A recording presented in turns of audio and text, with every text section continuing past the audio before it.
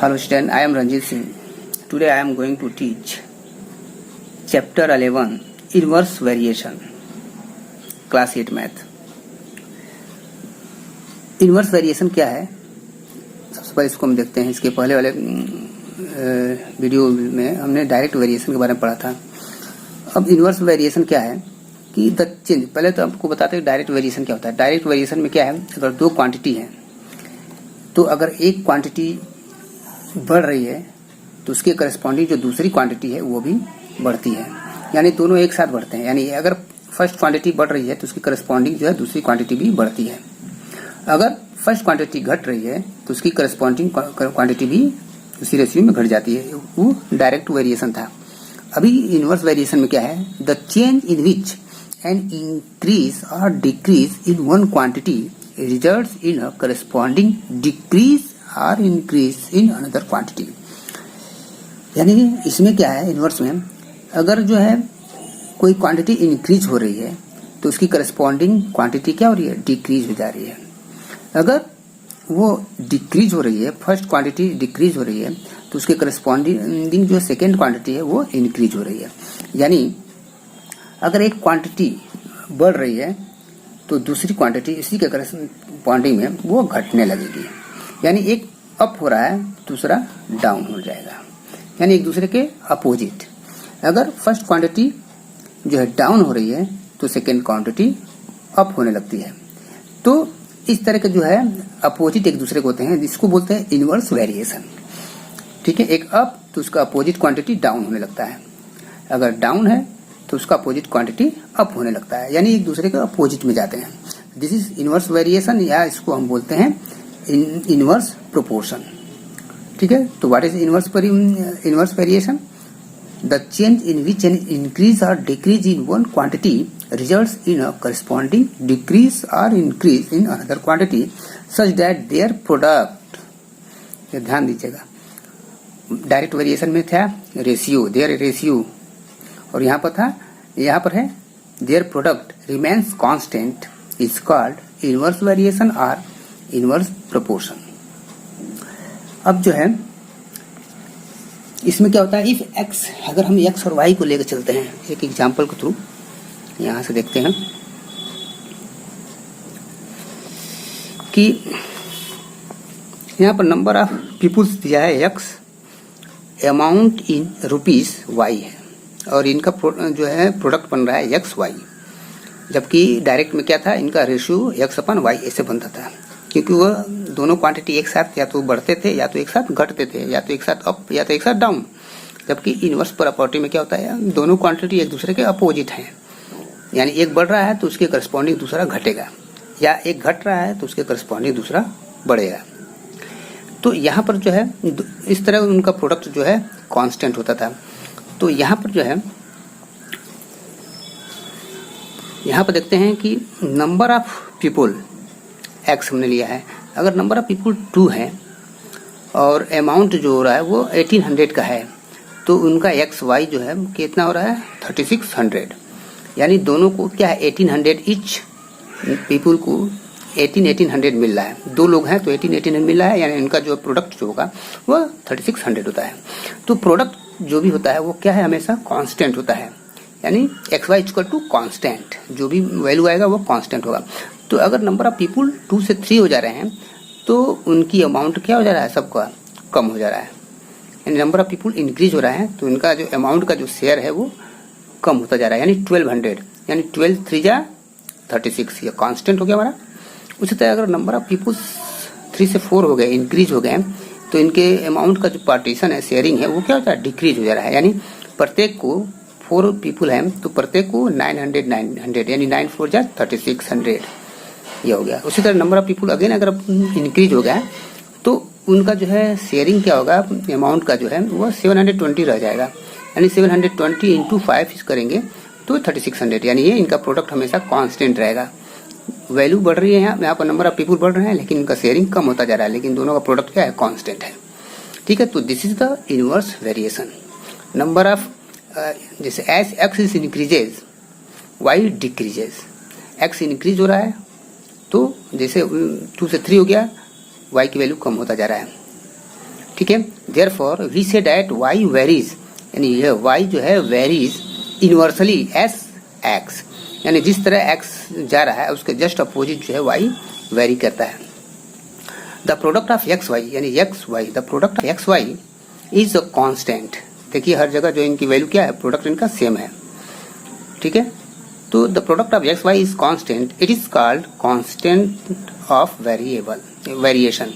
इनको क्या कहते हैं, कांस्टेंट ऑफ वेरिएशन, या हम कहते हैं जब प्रोपोर्शनली कांस्टेंट होता है, जिसको आप यह कह सकते हैं कि एक्स वाई इक्वल टू के रिप्रेजेंट करता है इनवर्स वेरिएशन को, एक्स वाई इक्वल टू के। तो अब इस बेस पर जो है हम यह रैपिड चेक सेकेंड जो है सॉल्व करते हैं, ठीक है। रैपिड चेक सेकेंड, अब इसमें देखिए state whether the following variation are direct or inverse. ये बताना है कि ये जो दिया गया है स्टेटमेंट वो डायरेक्ट है या इनवर्स है। Time taken and distance travelled by a train running at constant speed. अब ये देखिए, अब देखिए time taken and distance travelled by a train running at constant speed, constant speed पे जा रहा है, यानी ज्यादा लंबा समय तक चलेगा तो दूरी भी ज्यादा कवर करेगा, कम समय तक जाएगा तो दूरी कम करेगा, यानी एक घट रहा है तो दूसरा भी घट रहा है, एक बढ़ रहा है तो दूसरा भी बढ़ रहा है। तो इस तरह का जो कंडीशन है यह होता है डायरेक्ट इनवर्स का। तो this is the direct inverse. Second question करा the length of cloth and its cost.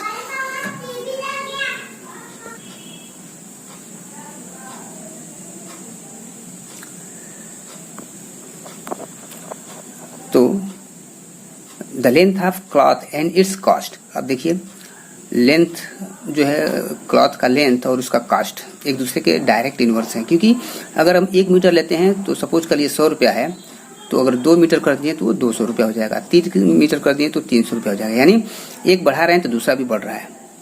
तो यानी यहाँ इसमें भी क्या है, डायरेक्ट वेरिएशन हो गया। थर्ड है the number of people who share a cake and the share each other gets. तो यानी एक केक है और लोगों को जो है क्या करना है, उसको शेयर करना है। तो केक एक ही है, पीपुल ज्यादा हैं, अगर पीपुल कम होंगे तो केक ज्यादा मिलेगा, अगर पीपुल ज्यादा रहेंगे तो केक जो है कम कम मिलेगा। तो यानी एक ज्यादा हो रहा है तो दूसरा कम, अगर लोग ज्यादा हो रहे हैं तो केक कम कम मिलेगा, अगर लोग कम है तो केक सबको ज्यादा ज्यादा मिलेगा। तो यानी एक दूसरे के अपोजिट है, तो this is the inverse variation. Now the question number 4 is the number of taps kept open and the time taken to empty a tank। एक टैंक है और उसमें मान लीजिए 4 या 5 टैप लगे हुए हैं, टूटी लगी हुई है। अगर उसको एक टैप को ओपन कर देते हैं तो टंकी का पानी को खाली करने में ज्यादा समय लगेगा, लेकिन उसमें लगे जितने भी टैप है अगर सबको ओपन कर दें तो टाइम कम हो जाएगा। यानी नंबर ऑफ टैप जो है जैसे इंक्रीज करेंगे टाइम कम लगेगा, और जैसे ही नंबर ऑफ टैप 1 करेंगे या कम करेंगे टाइम ज्यादा लगेगा, यानी एक दूसरे के अपोजिट हो रहा है। तो इसलिए क्वेश्चन नंबर 4 भी क्या है, इनवर्स वेरिएशन हो गया। क्वेश्चन नंबर 5 है the number of books and the number of boxes required to pack them. अब देखिए नंबर ऑफ बुक्स अगर ज्यादा होंगे तो उसको रखने के लिए बॉक्सेस की जरूरत ज्यादा होगी, और नंबर ऑफ बुक्स कम होंगे तो उनको पैक करने के लिए जो बॉक्सेस होंगे वो भी कम लगेगा, यानी एक साथ बढ़ रहे हैं और एक साथ ही घट रहे हैं। तो this is the direct inverse. Now the question number 6 is the side of A square and its perimeter. अब देखिए स्क्वायर का साइड जैसे जैसे बढ़ाएंगे उसकी पेरीमीटर भी बढ़ती जाएगी, स्क्वायर का साइड जैसे जैसे कम करेंगे उसकी पेरीमीटर भी कम हो जाएगी। तो एक दोनों जो है एक दूसरे के करस्पॉन्डिंग बढ़ रहे हैं या एक ही साथ घट रहे हैं। तो this is the direct inverse. अब आते हैं question number 2। The table gives the relationship between the speed of a car and the time taken to cover a distance of 120 km. Complete the table। ठीक है, तो table को complete करने का करा है। तो टाइम क्या है, 4 hour, 2.4 hours, 2 hour, 1.5 hour, 0.75 hours. Speed दिया किलोमीटर प्रति आवर, पहले का दे दिया। If the speed of car increases, अब ध्यान दीजिए जब स्पीड इंक्रीज होगी तो टाइम कम लगेगा, जब स्पीड गाड़ी को ज़्यादा स्पीड से चलाएंगे तो कम समय में पहुंच जाएंगे, अगर गाड़ी को स्लो स्पीड से चलाएंगे तो ज़्यादा समय लगेगा।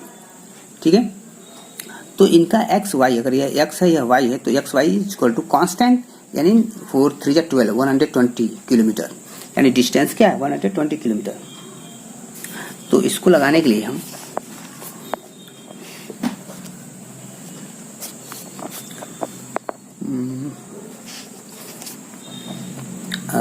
इसको जो है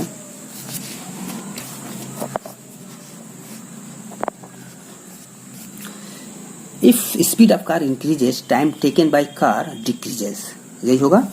जब स्पीड बढ़ाएंगे तो टाइम कम लगेगा, जब स्पीड कम रहेगा तो समय ज़्यादा लगेगा। तो इसको हम यहाँ पे लिख सकते हैं, if speed of car increases time taken by car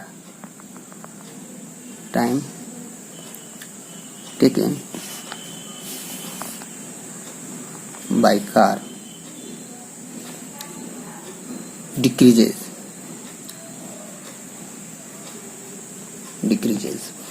ठीक है, जब स्पीड ज़्यादा स्पीड से चलेंगे तो कम समय लगेगा, जब कम स्पीड से चलेंगे तो ज़्यादा समय लगेगा। तो therefore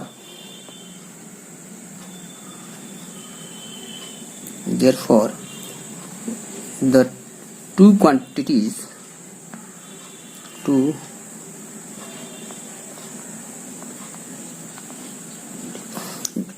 कौन कौन से हैं, एक तो स्पीड और दूसरा है टाइम।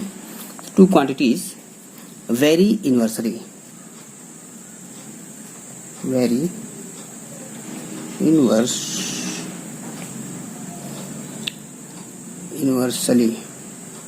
ठीक है। तो यानी अगर हम इसको मान लेते हैं, इसको ए बी सी डी, ठीक है, तो let the speed of car A B C D मान लेते हैं। लेट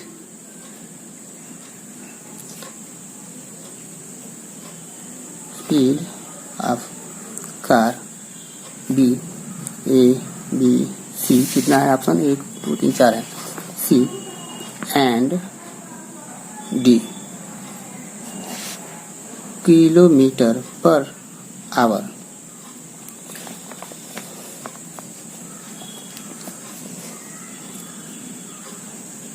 द एक्स वाई मतलब क्या है, स्पीड इनटू टाइम, ठीक है, इज कांस्टेंट, यानी स्पीड इनटू टाइम, यानी स्पीड जो है आपका जो है 4 दिया है, सॉरी 30 और टाइम है 4, यानी 120 kilometre. This is the constant है। तो अब इस हिसाब से अगर पहला हम यूज करेंगे यानी एक्स वाई, यानी एक्स वाई की जगह पर हम ये कर सकते हैं, जैसे X Y equal to constant है, तो एक्स वाई यानी क्या है हमारा 120 और कांस्टेंट 20 इक्वल 2.4 इंटू ए, पहले को हम ए माने हैं, तो यानी ए इक्वल टू क्या हो जाएगा 120 और ये डिवाइड कर देंगे 2.4 से। इस पॉइंट को हटाने के लिए 10 मल्टीप्लाई यहाँ पर भी कर दीजिए, 10 यहाँ से कर दीजिए, तो 1200 डिवाइडेड बाई 24, ठीक है। तो 5 बार में पूरा कट जाएगा, 24 5 जा 120 और एक 0 यहाँ पर आ गया, यानी 50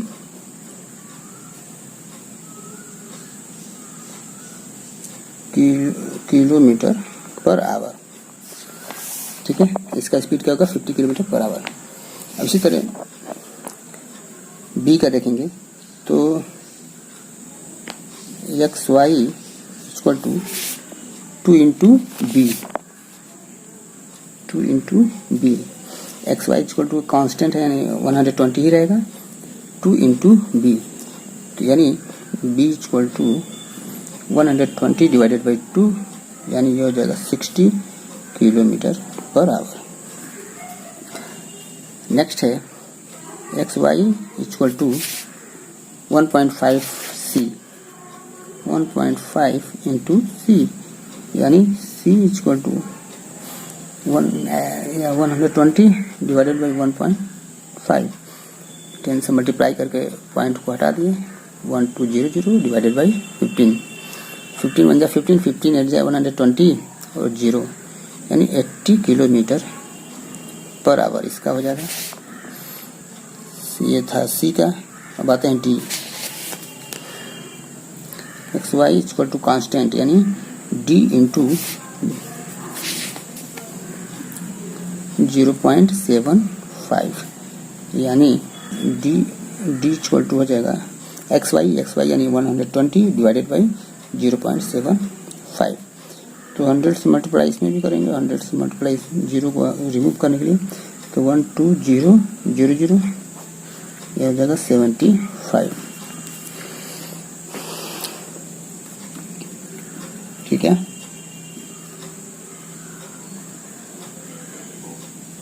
तो इसको काटते हैं 5 से, 5 1 5, 5 5 25, 5 2 10, 5 4 20।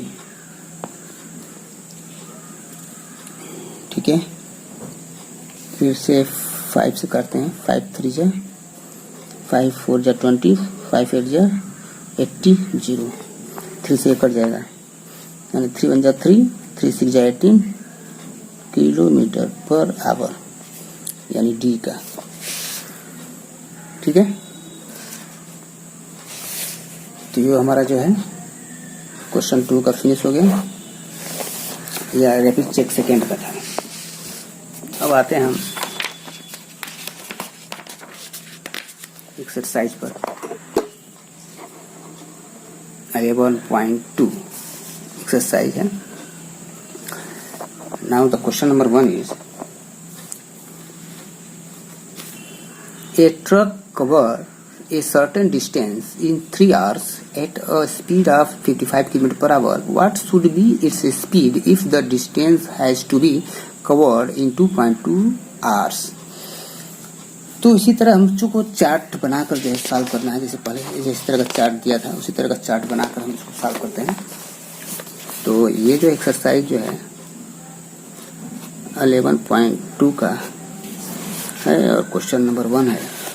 ए truck cover a certain distance in 3 hours।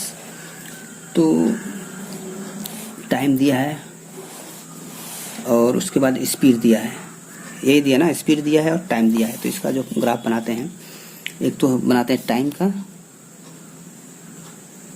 Time क्या है, आवर में दिया है, इसको x मान लिया, और स्पीड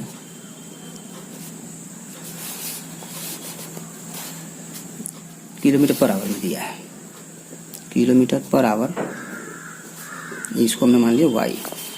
तो स्टार्टिंग में जो है 3 hours में 55 किलोमीटर, 3 hours में 55 किलोमीटर की स्पीड से चल रहा है। तो ये पूछ रहा है कि व्हाट शुड बी स्पीड, यानी स्पीड क्या होना चाहिए। तो हमने मान लिया ये क्या स्पीड रहेगा 2.2 किलोमीटर के लिए, 2.2 किलोमीटर के लिए। ये हमारा चार्ट बन गया। तो ये हम मान लेते हैं कि लेट, ये हमने मान लिया पहले से, let speed be A kilometre per hour. ठीक है, पर आवर। तो the quantity x and Y देख रहे हैं, वेरी इनवर्सरी, यानी 3 घंटे में इतना ले रहा है तो 2 घंटे में ज़्यादा स्पीड होगा। तो the quantities X and Y vary inversely, quantities X and Y very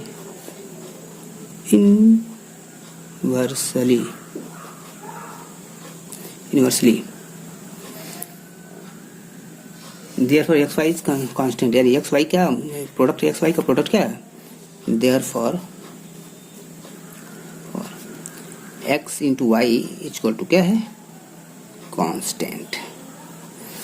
यानी एक्स वाई की वैल्यू हमारे क्या आएगी 3 इंटू 5 यानी हम कह सकते हैं कि X Y equal to constant, तो जो भी वैल्यू हम लेंगे यानी ये वाला 2.2 इंटू ए, तो एक्स वाई इक्वल टू हमारा क्या आएगा, एक्स का है 3 इंटू वाई का है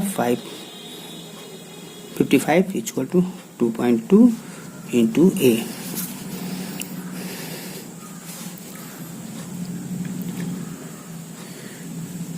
ठीक है, तो अब इसको जो है मल्टीप्लाई कर देते हैं, तो यह 3 5 जा 15, 3 5 जा 15 एक 16 ये हो गया, और ये जो है डिवाइड हो जाएगा इधर आकर 2.2 इक्वल टू ए। यानी हम यह कह सकते हैं कि ए इक्वल टू, इसको अगर 10 से मल्टीप्लाई कर देंगे तो 1650 यहाँ पर हो जाएगा, और यहाँ पर 2.2 का पॉइंट हट जाएगा, 22 हो जाएगा। इसको काट देते हैं, 11 2 जा कट जाएगा, 11 2 जा 22, 11 1 जा 11, 5 5 55, 11 5 जा 55 0, 2 से काटेंगे 2 7 जा 14, 2 5 जा 10, यानी 75 किलोमीटर पर आवर के स्पीड से चलेगा। यानी स्पीड यहाँ पर बढ़ जाएगा तभी तो समय कम लगेगा। ठीक है, 75 किलोमीटर। नेक्स्ट क्वेश्चन है क्वेश्चन नंबर 2।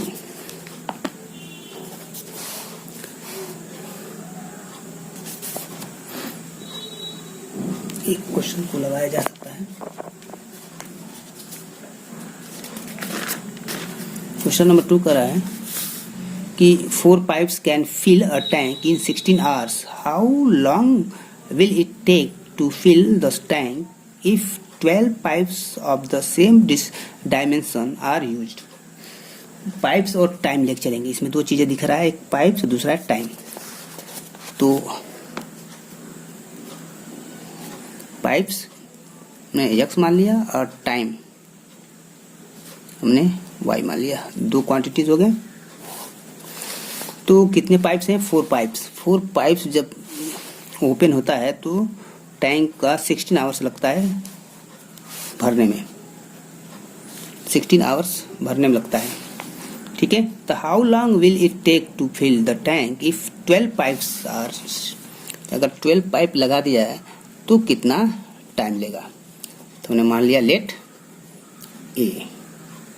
ठीक है,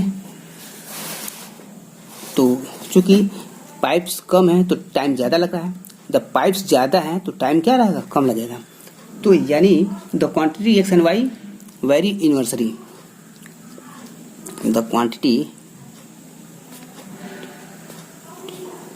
x and Y vary inversely.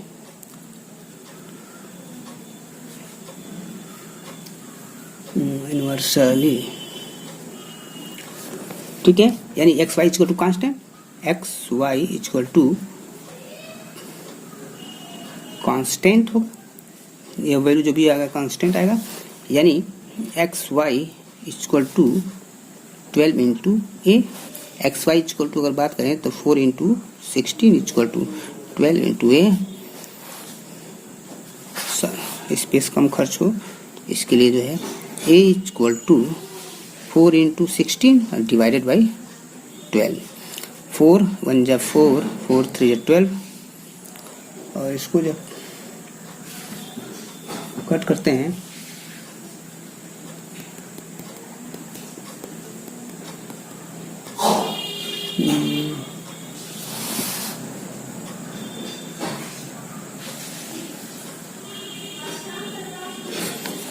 Second है ना, तो अब आते हैं 16/, इक्वल टू क्या हो जाएगा 16/3। यानी अगर इसको देखें डिवाइड करेंगे तो 3 5 जा 15, 1/3 आवर्स क्या होगा, इतना आवर्स आएगा। अगर इसको आवर और मिनट में बदलना है तो ये हम ऐसे कर सकते हैं, 5 आवर्स और 1/3 मिनट्स को जो है 3 आवर्स है ना, तो इसको हम 60 से मल्टीप्लाई कर देते हैं। 3 बन जाते हैं, 3 2 20, यानी 20 मिनट्स हो जाएगा। ये घंटा को मिनट में बदलने के लिए 60 से मल्टीप्लाई कर दिए, 20 मिनट, 5 आवर्स 20 मिनट्स। ठीक है, this was the question number 2। In next video we solve from question number 3. Thank you for watching this video.